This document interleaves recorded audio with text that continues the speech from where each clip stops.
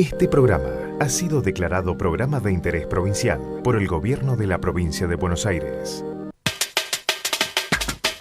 Este programa es coproducido por la Federación Odontológica de la Provincia de Buenos Aires.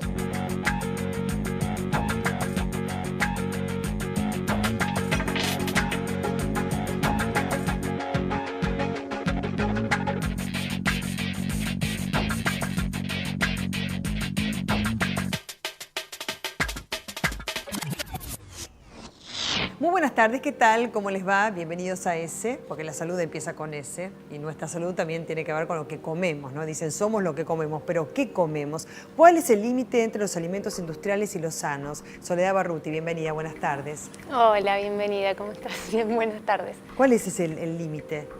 Mira, los alimentos están industrializados de base, según lo que yo encontré en la recorrida que hice en mi investigación, ¿no? Y esa industrialización tiene que ver con una necesidad de producir cada vez más cantidad en el menor tiempo posible y utilizando justamente espacios muy tecnificados que modifican nuestros alimentos y que los industrializan bastante radicalmente. Ya vamos a hablar sobre este tema, bueno, y otros también. Silvio Schreier, buenas tardes, bienvenido. ¿Qué tal? Buenas tardes.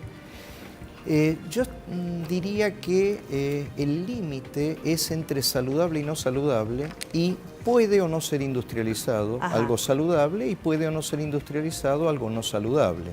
Entonces, en general uno tiene el recuerdo de la cocina familiar con mucho afecto, mucha buena intención, pero a veces con tal vez mala higiene por desconocimiento. Y de repente, la mayoría de los alimentos que comemos, nosotros los especialistas en nutrición los dividimos entre alimento, que es el 100% natural, y producto alimenticio, que es el que tiene una tecnología a cuestas. Diana Cabache, buenas tardes, bienvenida. Buenas tardes, gracias. Coincido, no siempre el alimento industrializado no es sano, no siempre el alimento considerado natural es 100% sano y muchas veces se encuentran problemas de salud a partir de la manipulación casera de alimentos considerados sanos y naturales, pero no bien procesados. Vamos a entrar en detalle en cada uno de estos aspectos después del avance. Hoy en ESE, radiografía de lo que comemos. La preocupación por nuestros alimentos cotidianos crece en la sociedad. Por un lado, aparecen estudios sobre los peligros de las comidas industrializadas, incluso en las más tradicionales, como carne, pollo y verduras. Y paralelamente, proliferan las tendencias a comer solo alimentos naturales y a convertirse en vegano o vegetariano, entre otras variantes. Un asunto en el que lo más sano es la información y el debate. Se pusieron a pensar lo poco que sabemos sobre lo que comemos, de nuestros alimentos, de los que llegan a la mesa.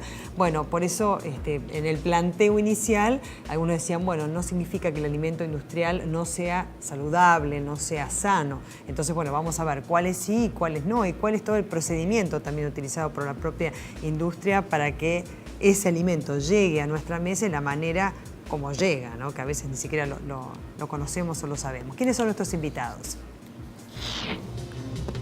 Soledad Barruti es periodista, es autora del libro Mal Comidos, cómo la industria alimenticia argentina nos está matando. Afirma, la industria alimenticia convirtió nuestras debilidades en oportunidades. ¿Y cómo sería eso? Mira, encontraron la manera de hacernos comer mucho más, obviamente, utilizando nuestros gustos innatos, nuestros gustos por el azúcar, nuestro gusto por la grasa, nuestro gusto por la sal, y de esa manera comemos desaforadamente e incorporamos más calorías de las que necesitamos. Eso sería como lo que se desprende de ese título, que es una pequeña parte, obviamente. Vos sos muy delgadita, así que te vamos a hacer caso. Bueno, ¿quién es nuestro próximo invitado?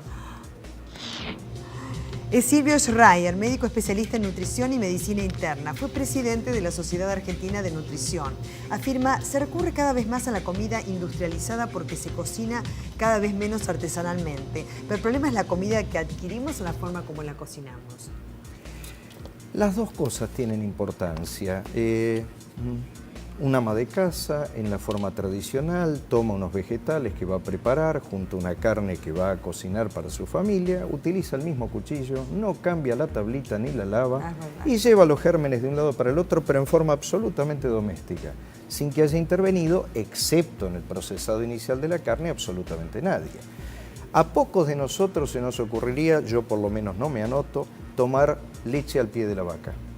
Por lo tanto, la leche que tomamos pasteurizada con distintos procesos es la leche que la mayoría consumimos. Ahora, si esa leche la dejo fuera de la heladera después que abrí el envase, cuando hay un gran cartel que me dice consérvese a tantos grados, entonces tendríamos que enseñar y transmitir permanentemente cómo se conservan los alimentos, cómo se manipulan los alimentos, más allá del origen primitivo. Y es verdad, el congelamiento también de los alimentos, no romper la cadena, cuándo congelarlos, cuándo no, hay que hacer después también para cocinarlos una vez congelados, ¿no? Y descongelados. ¿Quién es nuestra próxima invitada?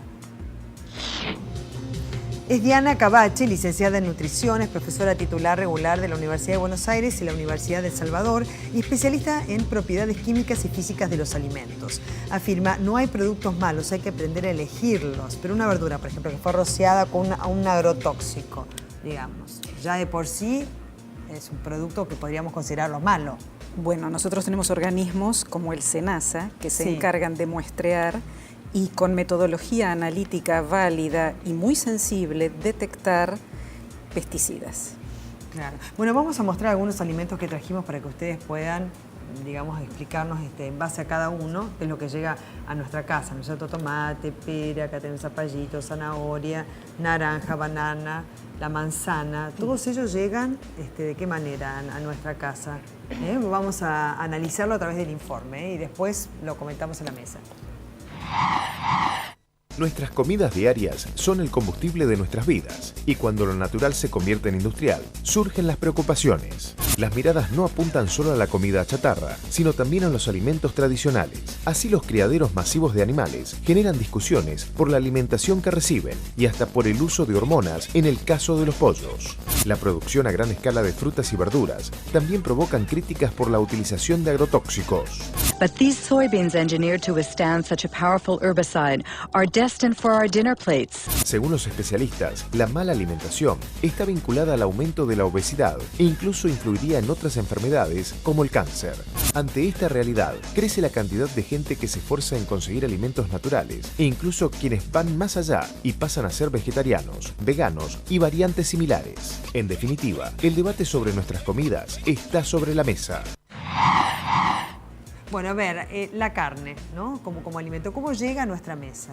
Bueno, en primer lugar, el ganado es criado, tiene inspección veterinaria, hay inspección veterinaria en los lugares en donde se produce el sacrificio, tiene que haber una inspección de las vísceras, se certifica, hay un número de establecimiento, un número de producto, se controla que no haya agregados, por ejemplo, hormonas, antibióticos, y debe ser conservada adecuadamente para que un público masivo la pueda adquirir. Yo no puedo tener una vaca en el fondo de mi casa, vivo en la ciudad de Buenos Aires. Entonces, no sé si yo tampoco adquiero, puedo, y eso que tengo una terraza, ¿no? Que es más que un balcón. Pero bueno, a ver, por ejemplo, en un Soledad, supermercado. Claro, el feedlot o el campo abierto, ¿no es cierto? Donde son criadas las vacas, hay una diferencia, ¿no es cierto? Sí, por supuesto. El feedlot el feedlot son espacios de cría intensiva en donde las vacas no comen lo que comen orgánica y naturalmente, que es pasto, sino que pasan a comer maíz.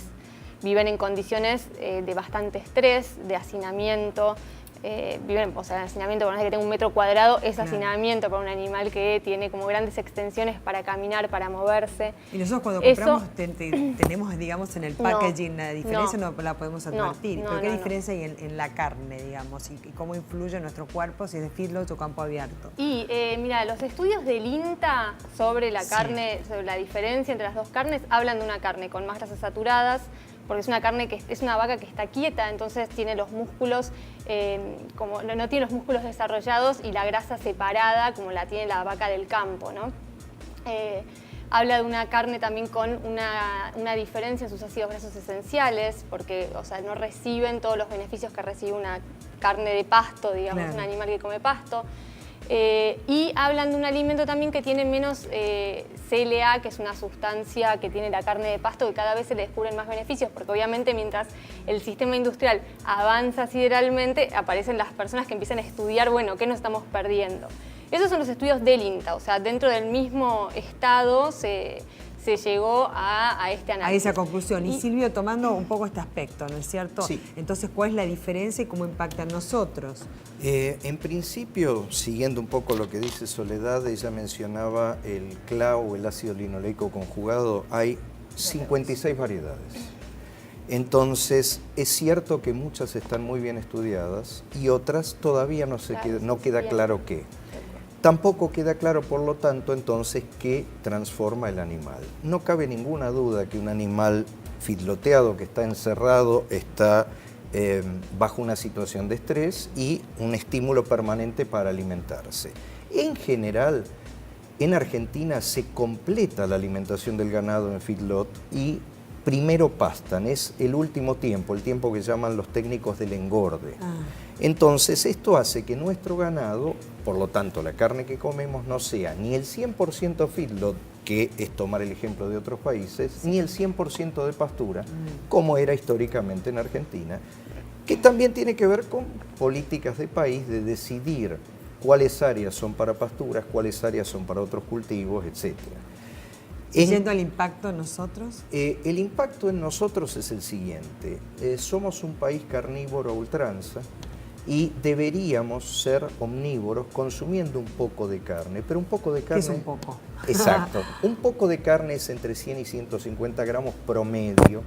Esto es tamaño por día. Por día, salvo excepciones. ¿Carne vacuna? Carne vacuna. Porque a veces dicen 2 o 3 veces por semana, algunos dicen 2 veces por semana y no más que eso, ¿no? ¿Sí? Lo de las carnes, de repente una carne vacuna tiene menos grasa que algunos cortes de pollo, por lo tanto... Pollo, ahí está. ¿Qué pasa con el pollo? ¿Cómo se industrializa? The industry changed the entire way that chicken are raised. Birds are now raised and slaughtered in half the time they were 50 years ago, but now they're twice as big. People like to eat white meat, so they redesigned the chicken to have large breasts. Se los manipula genéticamente. ¿Y eso cómo influye en nosotros? ¿Se los manipula genéticamente aquí? No estoy tan segura. No, hay muchísimo desarrollo de pollos que tienen un gran espacio, incluso tienen mucho más espacio que en otros países, para su alimentación. Yo he tenido la suerte de ver criaderos y también de ganado vacuno y de aviar, y se detecta muy fácilmente por metodología analítica las hormonas. Claro. Productos alimenticios, hay millones. Los componentes hay que estudiarlos y ver muy bien y con base científica su efecto. No tenemos opción de tener ni un gallinero en casa, como dije antes, ni una vaca en el fondo. Tenemos que saber qué es lo que comemos. Sí. Tenemos organismos que regulan. Hay, como dice el doctor, y ahí sí pastoreo. Nosotros sabemos cuando un pollo, digamos, es orgánico, ¿no? Digamos, ahí cuando es criado en granja. Explíquemelo ustedes. ¿Qué es orgánico? Ustedes explíquemelo, porque yo les invito a ustedes para que me cuenten, y entonces todos los que escuchan. Es como pensar en que crezca vegetal y animal en una especie de burbuja, ni siquiera contaminado con el aire que respiramos. A ver, ¿ustedes qué opinan? Mira, a mí me parece que por un lado lo que... Yo, hice una investigación, no soy experta como ellos, ni mucho menos. Sí, lo que encontré fueron tan grandes falencias en los organismos de control, tanto en la aplicación de agroquímicos como en el ingreso y observación de estos espacios productivos. No lo digo yo, hay una auditoría general sobre el organismo de control por excelencia, que es SENASA, que habla de espacios enormes, baches en sus metodologías y en sus posibilidades de control según todas las tareas que se le da también al organismo. Entonces hay que hablar también sobre esa base, ¿no? Somos Argentina, no somos Japón, en donde por ahí de repente son como más exhaustivos en sus formas de control. Dentro de eso, lo que hay en nuestro país, hablando de los pollos específicamente, no existen los pollos orgánicos en Argentina. Hay pollos pastoriles, que son animales que caminan y a los que no se les da en la dieta distinto tipo de promotores que no son hormonas, sino que son antibióticos y esas cosas que están incorporadas en la dieta de los pollos industriales. Claro, porque digamos cuando te venden aquellos que supuestamente son más saludables, hasta hay un incremento en el precio. Carísimos. Carísimo. Sí, es Carísimos. ostensible, digamos. Si vos tenés que comprar uno u otro, viste, ya impacta en el bolsillo, ¿no? Sí, Sí. sí, pero usando un poco lo que decían tanto Soledad como Diana, ¿la gente mira que tenga un registro de SENASA el alimento que compra? No creo. Sí. Entonces, SENASA no. si me lo vende don Pepe de su granja, que no dudo de la buena intención de don Pepe, ese alimento, ese pollo, ¿sufrió los controles de calidad? Ese seguro que no. Desde la buena intención no me cabe la menor duda, pero tal vez esté con alguna contaminación y yo no lo sé. Claro, don Pepe dice, si uno va al supermercado, donde ya hay una góndola aparte del resto, digamos, que donde se hace hasta una diferencia en el precio. El precio de muchos alimentos es por kilo y hay una técnica muy vieja para que el pollo barato salga más caro, que es venderlo congelado. El pollo congelado tiene más agua y pesa más. No es casual que muchas veces a uno se lo vendan congelado. Entonces pesa un medio kilito más que otros. Hay que tener cuidado dónde se lo compra. Hay que comprar en un lugar registrado, que el lugar sea visitado, me refiero al que nos vende a nosotros, al público, que el lugar sea visitado por las autoridades pertinentes y que ese señor, esa señora se abastezcan exclusivamente de proveedores que cumplan todas las normas. Entonces se saltearía menos eso que vos decís, que sin lugar a dudas debe pasar. Puede pasar, pero lo que estoy seguro es que si yo no declaro mi establecimiento porque es pequeño y familiar, nadie me va a poder inspeccionar porque no hay poder de policía. Desde ya. Y hay que educar mucho, hay que educar a la población, hay que trabajar profesionales, organismos nacionales, escuelas, porque la educación continua es la base de la salud, así como la base de muchas otras cosas, ¿no? De libertad también. Bueno, hablamos de manipulación genética, de agrotóxicos. ¿Y qué pasa, por ejemplo, con las verduras? El tomate. Escucha y mira este informe. There are no seasons in the American supermarket. Now there are tomatoes all year round, grown halfway around the world, picked when it was green, and ripened with ethylene gas. Although it looks like a tomato, it's kind of a notional tomato. I mean, it's the idea of a tomato.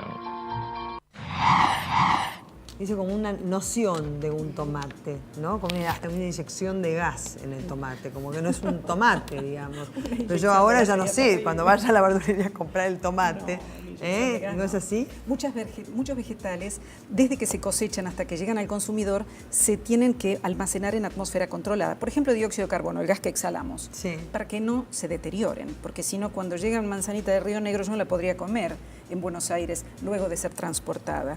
Y es verdad que no todos tienen las mismas concentraciones ni el mismo gas, pero si es dióxido de carbono, es nitrógeno, es el gas que respiramos, porque nosotros respiramos nitrógeno y oxígeno y además exhalamos dióxido de carbono. Claro. Y eso mantiene con una mayor, o sea, le da más vida útil, por ejemplo, a las manzanas, hablemos de tomate, de manzana, de naranja, le da más vida útil porque disminuye el envejecimiento celular, el ritmo, la velocidad de envejecimiento celular. Ahora, también nosotros comemos, por ejemplo, champiñón hechos en criadero, porque es mucho más seguro. Claro. Es peligroso consumir setas silvestres. Claro. Eso es muy peligroso, hay que saber muchísimo del tema. Y me permito hablar de los quesos. Los quesos deben ser sí o sí elaborados con leche pasteurizada, ácido industrializada. Si no, todos tendríamos listeriosis o sería muy, muy común tener una enfermedad muy seria que ha causado, ha sido devastadora en otros tiempos cuando no existía la pasteurización, ¿no? Pre-Pasteur. Claro. Así que hay que tomar mucho con pinzas. Estoy de acuerdo con que hay que comer sano, por supuesto. Soy licenciada en nutrición y trabajo en química de alimentos, pero hay que educar en la elección y la buena utilización. Ahora, hay frutas y verduras que uno consume que, por lo menos en la ciudad, ¿no? Que tienen gusto a nada. O sea, no sé, el tomate no tiene gusto a tomate, la lechuga no tiene gusto.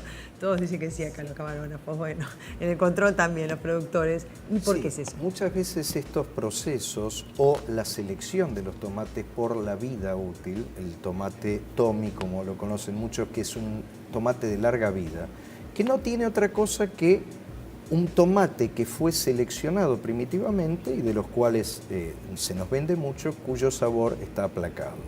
El famoso tomatito cherry tan simpático, ese sigue teniendo gusto a tomate para los que vivimos en grandes ciudades. Ahora, no tener el sabor ideal, cosa que estoy de acuerdo, muchas veces no lo tiene, no implica que su composición química sea distinto, que sea bueno o malo para el ser humano. Y por supuesto habría que tratar de conseguir, no siempre fácil, tomates que tengan gusto a cuando uno era chico y tenían gusto Desde a tomate. Ya. Bueno o malo, ahí, quiero, Soledad, en base a tu investigación, digamos, sí, todo esto puede traer, bueno, obesidad, cáncer, otras enfermedades. No, yo me gustaría agregar una sola cosa con respecto a las frutas y verduras y cómo se seleccionan las semillas y por qué las variedades.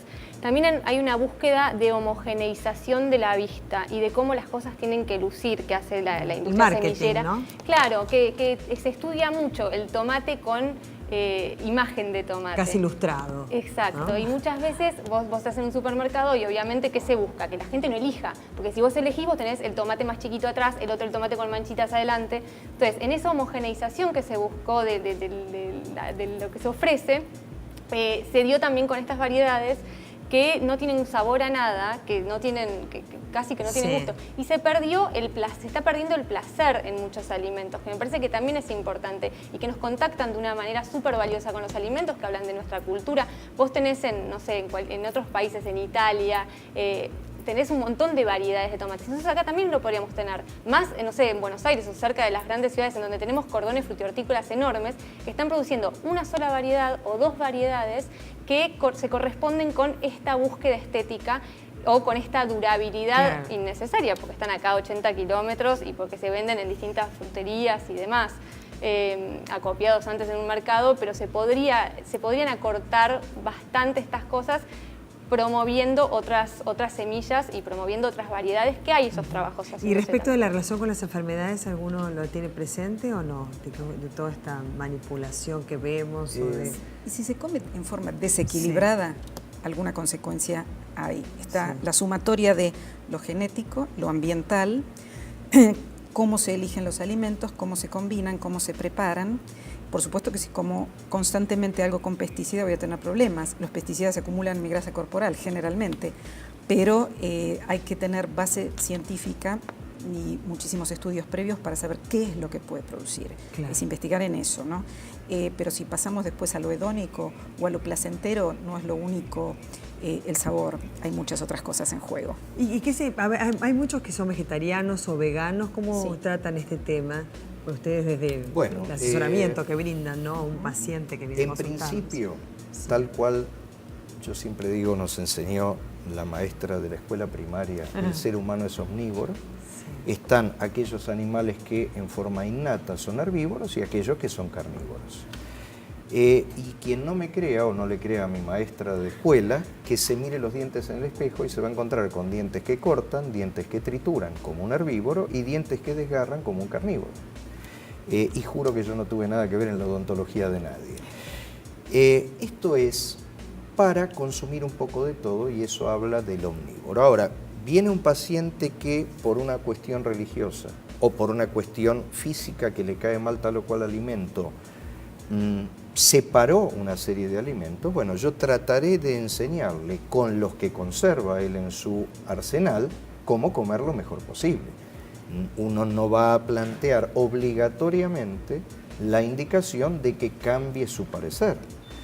En el ovo-lacto vegetariano el panorama es más amplio, en el vegano puro, el que solo consume vegetales, el panorama es más estrecho. Y en aquel subgrupo de macrobióticos la cosa es más limitada. ¿Vos sos vegetariana? No. No, algunos acá vegetarianos, ya les había preguntado antes y no son. No, yo tampoco, pero bueno, respeto a los que no son desde ya, por supuesto. Ustedes cuando les piden asesoramiento deberán adecuar una dieta a sus necesidades. Sí. Bueno, muestro el libro de Soledad, porque si ustedes tienen algún libro, en otra oportunidad lo traen, también nos mostramos. Pero bueno, como trajo ella, Soledad Barruti, Mal comidos, cómo la industria alimentaria argentina nos está matando. Lo voy a leer, así que muchísimas gracias. Y gracias por haber venido y haber aclarado estos temas que bien nos vienen. Nosotros comemos, pero no sabemos a veces qué comemos. Somos lo que comemos.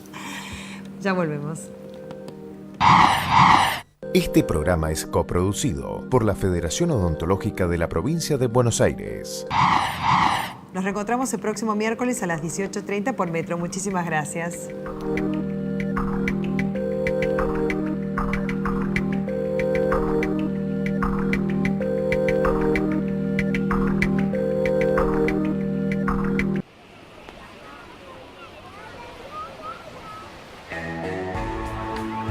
Prepárate para disfrutar. 8.020 policías, 500 patrulleros, 185 motos, cuatriciclos y todoterreno, 7 helicópteros policiales y sanitarios, 10 hospitales móviles, 90 radares y 2.100 guardavidas están preparados para cuidarte. Buenos Aires, activa como nunca.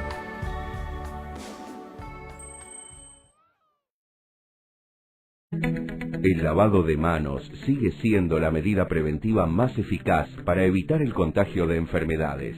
Adoptemos este acto simple y sencillo a nuestra vida. Es un consejo de AISA.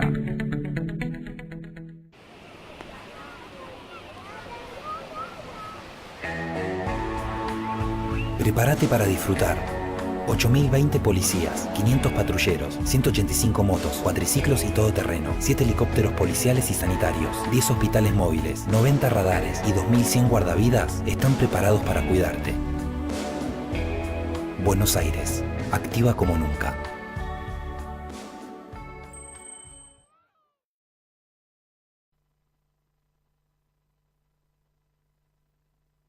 Este programa ha sido declarado Programa de Interés Provincial por el Gobierno de la Provincia de Buenos Aires. Este programa es coproducido por la Federación Odontológica de la Provincia de Buenos Aires.